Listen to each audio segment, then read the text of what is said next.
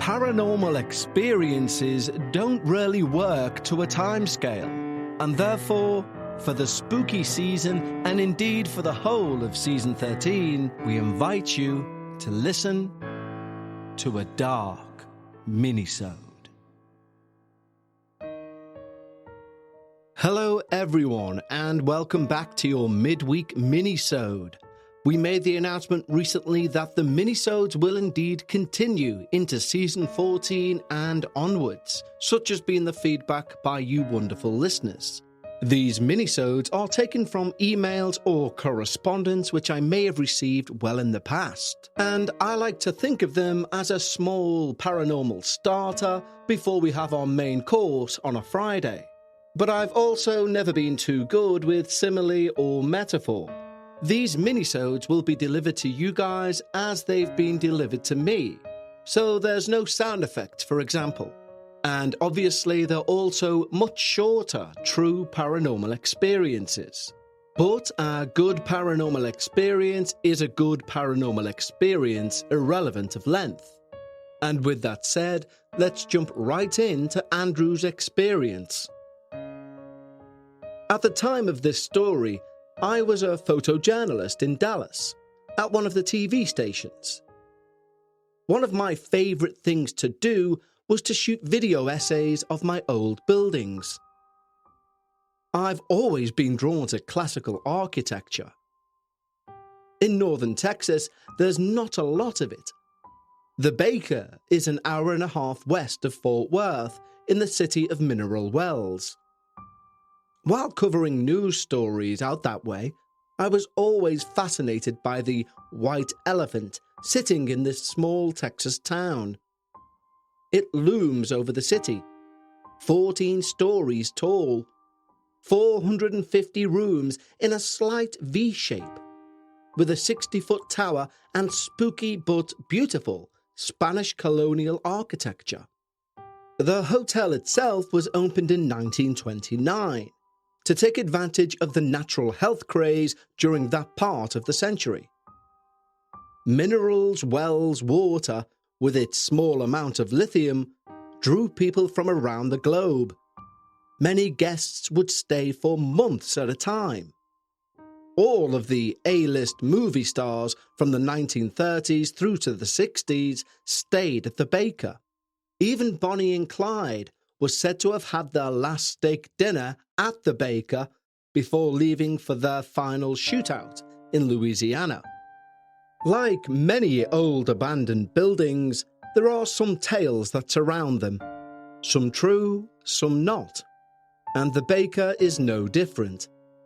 I would encourage people to look up more info for themselves. The Baker closed for good in 1972. After contacting the property manager and asking for permission to do a video essay, I went out and was not disappointed. I interviewed former employees that worked there during its heyday, and the video turned out great.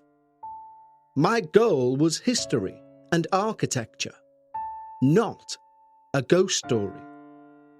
The ghost story happened 3 years later. It does seem some old buildings lure people to them. The Baker drew me in. I became good friends with the building manager and the locals that gave tours on the weekends. Before I knew it, I was doing tours every Saturday. This lasted for a little over 3 years, and it was a blast taking people around the hotel. Many locals on the tours had their own stories about the hotel during its prime years. Most had never been inside. It catered to the elite. I have been from the top to the bottom of that hotel, and I never saw or heard a thing. If I did, I would not have come back. There were times I felt there were spirits around me, but they seemed to like me. They knew I was only there to help. And I can say there were times on some of the floors that were not used for the tours, that I felt almost like walking through a crowd. But nothing ever really tried to show itself or scare me in any way. It would have been quite easy too. It's impossible to get out of the hotel quickly, especially from the upper floors. The only exits are old hand crank elevators and the dangerous, cramped fire stairs. During the holiday season and my final few months at the hotel, it was decided that the maintenance man and I would hang Christmas lights on the exterior of the building, from the top to the bottom. And it was quite an undertaking for just 2 people. But we did it. I ended up on floors I'd never even been on before, securing lights to window frames. It was creepy, but nothing strange happened. I'm sure I muttered more than a few times into thin air that I was just working and I'll soon be gone. The lights went up without a hitch, and the hotel looked amazing. For the first time in 30 years, the baker was lit for Christmas. Up to that point, I'd not been at the hotel at night. And it was different at night, to be sure. At that time, the grand lobby was still in a decent shape. With the darkness and the chandeliers lit, all the dust and water damage faded away. And you had the feeling at any moment a bell captain would tap you on the shoulder and politely offer to take your bags. I was so proud of these Christmas lights, and I wanted to show them off to a girlfriend that I'd been dating for a few weeks. I didn't know her that well, but I found out so much more about her after a trip to the hotel. So on a cold December night, Emily and I left for our tour of the baker. I'll confess, I was nervous about being in the hotel at night. But as the man, I put those fears aside. As long as I had my flashlight, I would be okay. The hotel looked amazing as it crested the hill driving into town. You could see the lights from miles away. I was excited to show her my hotel. It was going to be a good night. My fellow tour guides had turned on the lobby lights earlier in the evening to make it easier for us to navigate. The breaker boxes were in a room off the lobby. I didn't like that room in particular. I couldn't tell you why. It just felt wrong. Like I was in someone else's space. There we were, the baker lobby at night, and the whole place to ourselves. I showed Emily around the lobby. Its beautiful, heavy Spanish iron chandeliers and the eerie Gothic plaster faces looking down from the pillars.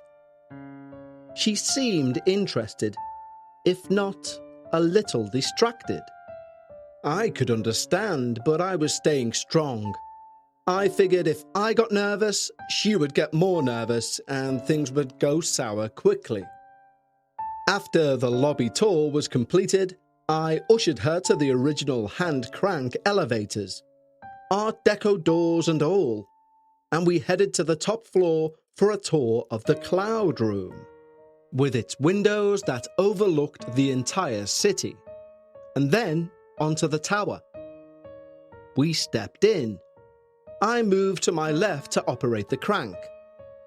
As I looked up, I noticed that she was wedged in the corner diagonal to me, literally as far away as she could get.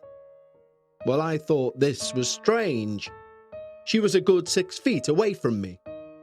In hindsight, she looked uncomfortable, but I carried on. I have a tendency to overlook the obvious. I left the doors open so I could see which floors we were passing. Each was marked on the concrete wall as you go by. Floor after floor sped by, and I slowed as we got to the top floor. My friend stayed in the corner and said nothing all the while. All the other floors were marked with numbers in white paint. Oddly, the top floor said Cloud Room in red. Trying to make light of that, I said, Red Room. I found out later she believed I said, Murder, while smiling at her. Emily had also never seen The Shining. She must have thought I was nuts. And there she was, 14 floors up in a dark, abandoned hotel with someone saying murder. Fun. We got out of the elevator and I showed her around the cloud room. Now she was sticking very close to me. I could tell by that point she was freaked out, but I was determined to show her the tower and its 35-foot vertical windows which are accessed from that floor. I didn't know at the time that getting back in the elevator was probably not the best thing to do. But she knew then. I would find out later. Today's show is sponsored by BetterHelp. Now, I don't know about where you live, but where I am, autumn seems to have been about 2 weeks and we've gone right into winter. Now, personally, this time of year usually causes nothing but stress. We have a lot of family birthdays around now, and of course we have Christmas looming around the corner. Couple that with slipping and sliding everywhere you step, and it's fair to say it's not my favourite time of the year. However, this year I started therapy. Now, in fairness, I didn't start it because of the impending winter months. But the interesting thing is, the lessons I've learned through doing therapy mean instead of having this sense of doom around this time of year, I can see bright spots. I can see things to look forward to. It's literally given me tools to get through days I would find previously insurmountable. So if you've ever thought about therapy, give BetterHelp a try. It's all online. It's a simple questionnaire where they will match you with a licensed therapist, and you can change your therapist at any point for no additional charge. Seriously, find your bright spot for the season ahead. Go to betterhelp.com/darkparanormal and receive 10% off your first month. That's BetterHelp, HELP.com/darkparanormal. Let's take a quick break in today's show to talk to you about Factor. Now, this holiday season, you may be looking for nutritious, convenient meals to keep you energized on these jam-packed days. Factor, America's #1 ready-to-eat meal delivery service, can help you fuel up for breakfast, lunch, dinner, all with chef-prepared, dietitian-approved, ready-to-eat meals delivered straight to your door. You'll save time, you'll eat well, you'll stay on track with your healthy lifestyle, all whilst tackling that holiday to-do list. Factor's fresh, never frozen meals are ready in just 2 minutes. All you have to do is heat and enjoy. Skip the stress of meal prepping over the holidays with Factor. Choose from over 35 weekly flavor-packed, fresh, never-frozen meals that support a healthy lifestyle and meet your meal preferences. Looking for special occasion meals during the holidays? Well, level up with Gourmet Plus options, prepared to perfection by chefs and ready to eat in record time. Or maybe you want to watch those calories over the holidays. Well, try the dietitian-approved Calorie Smart meals with around or less than 550 calories per serving. Simply choose your meals and enjoy fresh, flavor-packed meals delivered to your door and ready to eat in just 2 minutes. But don't take my word for it. This November, get Factor and get eating well. Head over to factormeals.com/darkparanormal50 and use code darkparanormal50 to get 50% off. That's code darkparanormal50 at factormeals.com/darkparanormal50 and get 50% off. After a short look around the cloud room, we headed behind the elevators to a dark hallway that led to the tower access. I thought the tower would be romantic. I'm really not great on reading situations, eh? The air was tense at this point, but I had not had anything happen that would turn me back. Honestly, if I thought something was up, I would have been straight out of there. I just thought she was nervous about being in a spooky building, and who wouldn't be? But a man carries on, right? And with my trusty flashlight lighting the way, we made the turn for the hallway to the tower, and she was behind me. Around that point, I was catching on that something was definitely up. About halfway down the hallway, she literally jumped on my back, damn near knocking me over. It scared the shit out of me. I screamed, "What the hell's wrong?" And she only said that she heard something behind us. Being only steps away from the stairs to the tower, I carried on. I tried to ignore the spooky vibes. I wanted to get to the top and show her the 30-foot high windows that overlook the city. And I must admit, I wanted to see them too, especially at night. But the tower is super creepy, even during the day. So you can only imagine what it's like at night. The lower portion of the tower houses the old-fashioned original motors for the elevator and a spooky water tank. In the middle, a spiral metal staircase leads up to the top of the tower. Well, we didn't quite make it all the way up. Emily stopped about halfway, only steps away from our destination. But I could tell she was ready to get the fuck out. There was nothing romantic about any of this. I didn't press on moving forward either, and we made our way back to the elevator. Again, she pressed herself diagonally in the corner of the elevator. It seemed even stranger this time around, since she was stuck to me during the entire time on the top floor. We made it back to the lobby, no problem. And it was a relief to be away from the darkness of the upper floors and to have an exit in sight. Back in the light of the lobby, I could tell she was ready to get out of there. Both of us laughed a little, but it was uncomfortable. She wanted to step outside, so we sat on the front steps, both relieved to be in the fresh air. I asked her if she was okay, and this is what Emily told me, what she saw and what she heard. When we first went into the elevator, she saw 3 people standing in the middle of the elevator. 2 women and a man dressed in clothes from the 30s or 40s. They seemed as real as you or I.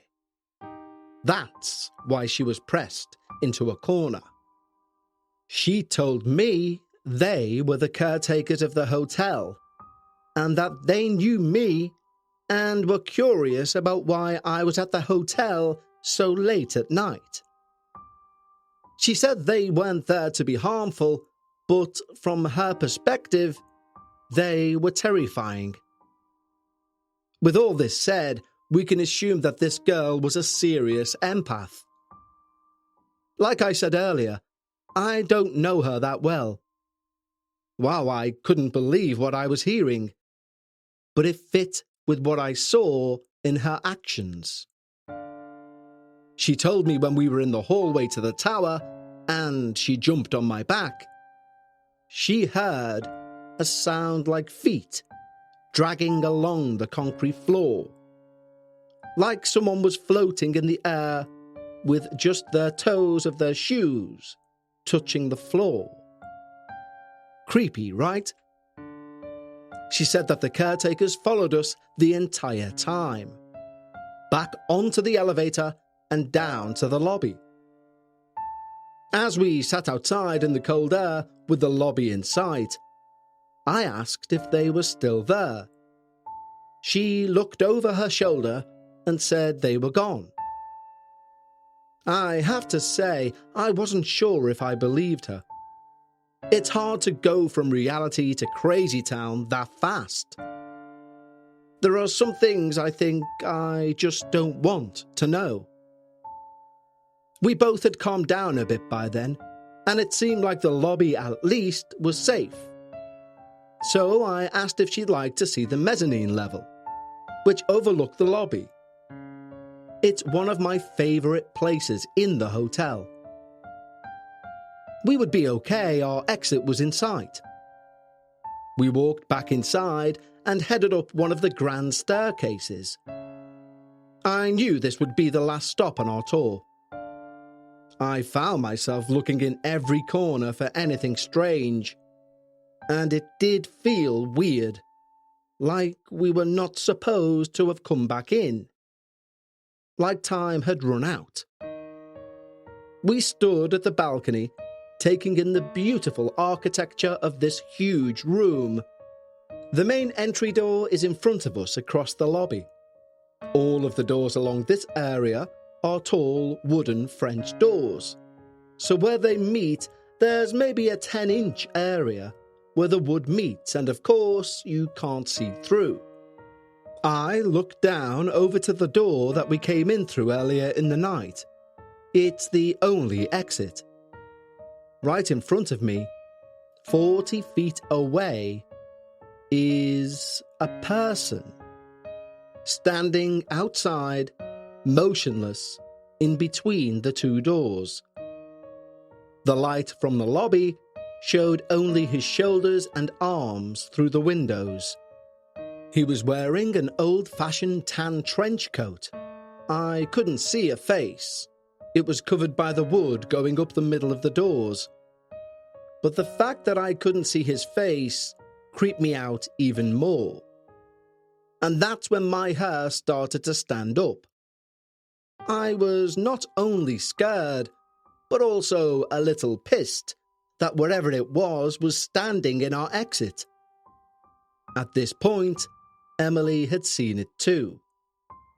I was thinking, this cannot be happening. There was only one thing to do.